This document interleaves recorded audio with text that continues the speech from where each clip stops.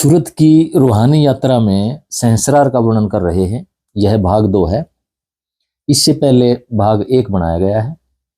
सहस्रार संत मत की पहली सीढ़ी है। सहस्रार को सहस्र दल कमल भी कहते हैं। जब यह मंडल खुलता है तो प्रकाश की भरमार होने लगती है। जितना स्मरण और सतगुरु प्रेम बढ़ता है उतना ही प्रकाश भी प्रकट होने लगता है। यह प्रकाश आज्ञा चक्र अर्थात तीसरे नेत्र पर भी खुला था, वहां भी खुलता है, लेकिन उसमें इतनी चमक और गाढ़ापन नहीं होता है जितना सहस्रार में। सहस्रार का यह प्रकाश सुदर्शन चक्र की तरह उमड़ उमड़ कर घूमता हुआ आने लगता है। इसकी घमरोड़ी सी कटने लगती है। जैसे एक बार सारा प्रकाश केंद्र में आकर सिमट जाता है, बिंदुनुमा हो जाता है, और फिर वही जैसे बाहें फैलाकर बाहर की तरफ फैलने लगता है। आज्ञा चक्र पर जब यह प्रकाश प्रकट होता है तो उसका रंग आरंभ में मटमैला या बादलों जैसा या धुएं जैसा होता है, जो धीरे धीरे नीला व पीला होता जाता है। कई कई दिनों तक यह गायब भी हो जाता है, जिससे साधक के अंदर इसे देखने की तड़प बढ़ती है। लेकिन सहस्रार का प्रकाश लगातार बहता है। फिर भी यदि बीच में जब मन की भटकन आ जाती है तो इसकी इंटेंसिटी, इसकी चमक फीकी हो जाती है और यह दिखाई देना बंद हो सकता है। लेकिन प्रेम की वाणी और सतगुरु प्रेम व विरह की उठती झाल इसे फिर घेर कर ले आती है। इस स्थान पर घंटे की आवाज सुनाई देती है, जिसके बारे में पिछली वीडियो में बताया गया है। राधा स्वामी योग की ध्यान की ऊंचाई यदि जानना है तो वीडियो नंबर 13, 16 और 37 सुने। श्री अरविंद ने सहस्रार के अनुभव को अपने साहित्य में काफी विस्तार से वर्णन किया है, इसलिए उनका और दूसरे संत महात्माओं का संदर्भ देकर मैं यहाँ पर ध्यान का वर्णन करूंगा। श्री अरविंद यहाँ के पुरुष को ओवर माइंड या अक्षर पुरुष कहकर वर्णन करते हैं, जो सुपर माइंड से नीचे की अवस्था है। वे सिंथेसिस ऑफ योगा में कहते हैं in the overmind the truth of supermind which is whole and harmonious enters into a separation into parts. फिर कहते हैं the principle of overmind is the play of forces each trying realise itself as the truth.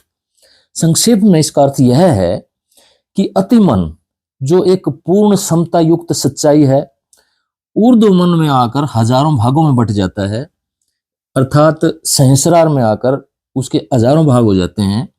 जहां पर हर सच्चाई अपना खुद का संसार बनाना चाहती है और फैलना चाहती है, और वही और नीचे जाकर और भी छोटे से छोटे भागों में तब तक बंटता ही जाता है जब तक वह स्थूल भौतिक पदार्थ में जाकर अचेत व अज्ञान युक्त अवस्था में सो नहीं जाता।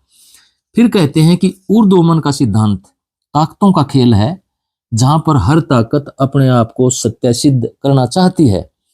इससे स्पष्ट है कि सहस्र दल कमल से हजारों अनेकता की धार निकलती हैं, जो नीचे की भौतिक सत्ता में जाकर और भी छोटी छोटी धारों में बंटती जाती हैं और नीचे आकर अपनी सत्ता स्थापित करने के लिए संघर्ष करती रहती हैं। मानसिक संसार की पैदाइश जैसे देवी देवता, गंधर्व, पिशाच, भूत प्रेत, मनुष्य का आवागमन, दूसरे जीव आदि सब भी कुछ इसी मंडल की परिधि में आ जाता है। स्वतः संत ताराचंद जी महाराज कहते हैं कि यहाँ पर शांति नहीं है। यहाँ से मन माया की हजारों कामनाएं उठती हैं, जो इस रचना या शरीर में आकर लीला करती रहती हैं। कोई विरला पुरुष ही इनको पहचान कर मुक्ति का रास्ता पकड़ सकता है। सूरत शब्द योग में इस स्थान को ज्योति निरंजन का धाम कहा गया है। निरंजन सहस्रार के मंडल का मालिक है। ज्योति उसकी शक्ति स्वरूपा है, जो कण कण में व्याप्त होकर इस रचना की संभाल कर रही है। यहाँ पर गीता का विराट पुरुष अपनी सत्ता के साथ मौजूद है, जिसके हजारों मुख हैं, हजारों हाथ हैं, जिनके अंदर से अखंड ज्योति निकल रही है, सभी को पैदा कर रही है और काल रूप बनकर सभी को निगल भी रही है। अनंत ब्रह्मांड यहां से बन रहे हैं और यहीं पर काल का ग्रास बनकर अंधकार के गर्त में जाकर समा जाते हैं। श्री कृष्ण का ऐसा स्वरूप देखकर अर्जुन उनके प्रकाशवान रूप को देखकर खुश भी होता है, लेकिन भयभीत भी हो जाता है और अपने वास्तविक स्वरूप में आने के लिए श्री कृष्ण से प्रार्थना करता है, जिसका वर्णन गीता के 11वें अध्याय में किया गया है। अब जब सहस्रार के मंडल में सूरत अर्थात आत्मा ध्यान में लीन हो जाती है और प्रकाश में लीन होने लगती है, तो इसका दूसरा पहलू भी सामने आने लगता है जो अत्यंत दुखदाई है। सूरत जब सहस्रार के स्थान पर दिव्य तथा संगीत में मंडल का अवलोकन करती हुई आनंद हो उठती है, तो उसे कभी कभी अंधकार के आने के पद चिन्ह दिखाई देने लगते हैं। धीरे धीरे प्रकाश व शब्द धुन लुप्त होने लगते हैं और अंधकार बढ़ने लगता है। अब सूरत ऐसे अंधकार में फंसा महसूस करती है जिसकी उसने कभी कल्पना भी नहीं की थी। संत मत में इस अंधकार के मंडल को बंकनाल कहा गया है। बंकनाल का अर्थ है टेढ़ी या मुड़ी हुई नली। यह बहुत ही सूक्ष्म आकार की नली है जो एक बार नीचे की तरफ मुड़कर फिर ऊपर की तरफ चढ़ती है। श्री अरविंद ने इसे सावित्री में अमर रात्रि अर्थात एटर्नल नाइट कहा है और इस मंडल में से चेतना की चढ़ाई को महामौत का दर्जा दिया है। उन्होंने इसे प्रकृति, प्रामाया व आदि शक्ति का परम धाम, हाउस ऑफ द स्पिरिट और गॉड हेड कहा है। इस मौत के कुएं में आकर सत्यवान की मृत्यु हो जाती है। मृत्यु का देवता सावित्री से सत्यवान को छीन लेता है, लेकिन सावित्री अपने आत्म स्वामी अर्थात सत्यवान को जीवन प्रदान करने का संकल्प नहीं छोड़ती है। जहां मृत्यु है महाप्रलय है। जो इस मृत्यु को जीत लेता है वही जीवन का आनंद पाने का अधिकारी होता है। महाप्रलय के समय सारी रचना इसी चेतना के अचेतन समुद्र में आकर समा जाती है।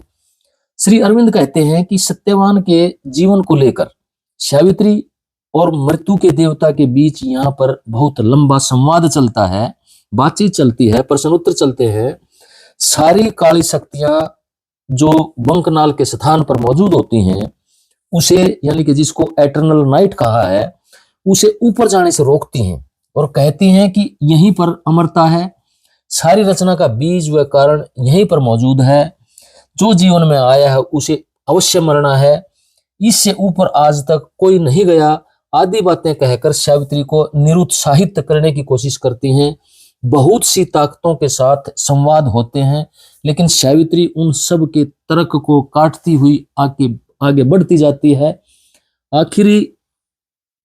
आखिर में मृत्यु का देवता अपनी हार स्वीकार कर लेता है और सावित्री को सत्यवान लौटा देता है। तब जाकर होता है इस महाअंधकार व महामौत के खेल का अंत। श्री कृष्ण का विश्व स्वरूप जो भगवत गीता में वर्णन किया गया है, श्री कृष्ण का विश्व स्वरूप देखने पर अर्जुन को अपने चारों तरफ हुए कण कण में वासुदेव ही वासुदेव के दर्शन होते हैं। वासुदेवम सर्वम इति। ऐसा ज्ञान होने पर साधक ज्ञानी कहलाता है। यह ज्ञान किसी भी बुद्धि व विचार की पहुंच से परे की वस्तु है। यहाँ के शब्द को श्री अरविंद ने चर्च या मंदिर का घंटा तथा ओम कहकर संबोधित किया है। लेटर्स ऑन योगा भाग 3 के अध्याय experiences of the cosmic consciousness के पेज नंबर 1083 में लिखा गया है, बोथ ऑफ दीज अर्थात Om and sound of church bells are usually sounds that indicate the opening or attempt to open the cosmic consciousness. अर्थात ओम और चर्च की घंटियां दोनों आवाजें ब्रह्मांडी चेतना के खुलने का या खुलने की तैयारी का प्रतीक हैं। श्री अरविंद का समग्र योग व आत्मज्ञान के बारे में वीडियो नंबर 34 में विस्तार के साथ बताया गया है। बंकनाल के इस अंधकार में मुख्य तौर पर 2 प्रकार के शब्द हैं। एक शंख की धुन और दूसरा मध्य में सिर के मध्य में गूंज रहा बिना धुन का शब्द जो हर समय सुनाई देने लगता है। इसी को पकड़कर आत्मा को ऊपर चढ़ना है, क्योंकि किसी भी अंधकार के मंडल में धुन स्थायी नहीं होती है। धुन तो केवल प्रकाश के मंडल में खुलकर प्रकट होती है। Shri Aurobindo letters on yoga part 3 page 980 में यहाँ शंख की धुन का वर्णन करते हैं। वे कहते हैं कि the sound of conch is the call for realisation. फिर कहते हैं the conch is perhaps the proclamation of victory, अर्थात शंख की ध्वनि जब सुनाई देती है तो वह संभवतः जीत की घोषणा है। शंख की आवाज पूर्ण अनुभूति अर्थात कंप्लीट रियलाइजेशन के लिए एक तरह से निमंत्रण कहते हैं वो इसे। अब राधा स्वामी पंथ के संत महाराज सावन सिंह जी क्या कहते हैं?